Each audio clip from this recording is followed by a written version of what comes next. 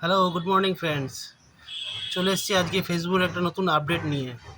এটা খুবই গুরুত্বপূর্ণ একটা আপডেট, যেটা আমি আজকে ফলো করলাম। তো আমি চাই তোমাদের সাথে সেটা শেয়ার করতে। তো দেখুন, এটা আমি এখন স্ক্রিনটা শেয়ার করছি, কীভাবে এটা করতে হয়। ঠিক আছে?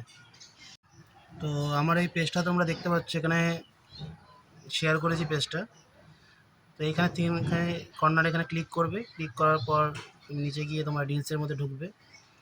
ঢুকে চেক করবে, যেমন আমি যেটা ফলো করেছি, আমার আগের যে রিলসগুলো সেগুলো দেখতেই পাচ্ছ এখানে কত ভিউজ।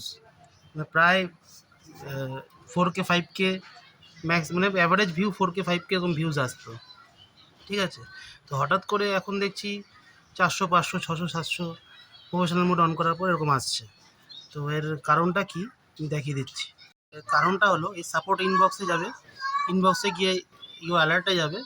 গেলে বুঝতে পারবে যে এখানে অনেকগুলো আছে যেগুলো অ্যালার্টে এসছে, যেগুলো কপিরাইট এসছে, অনেক পুরোনো পুরোনো ভিডিওগুলো।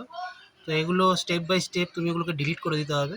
তো নিচে দেখো আমি দিয়েছি কীভাবে ডিলিট করতে হবে, সব কন্টিনিউ করতে থাকবে।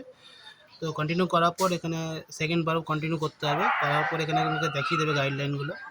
দেখানোর পর এখানে 3টে অপশান আসবে, যেখানে আমি রিমুভ ভিডিওটা ক্লিক করব। তো রিমুভ ভিডিওটা ক্লিক করলে, তারপর দেন কন্টিনিউ করলে, এটা তোমার ভিডিওটা তোমার প্রোফাইল থেকে ডিলিট হয়ে যাবে। ডিলিট হয়ে গেলে তোমার প্রোফাইলটা ক্লিয়ার হয়ে যাবে।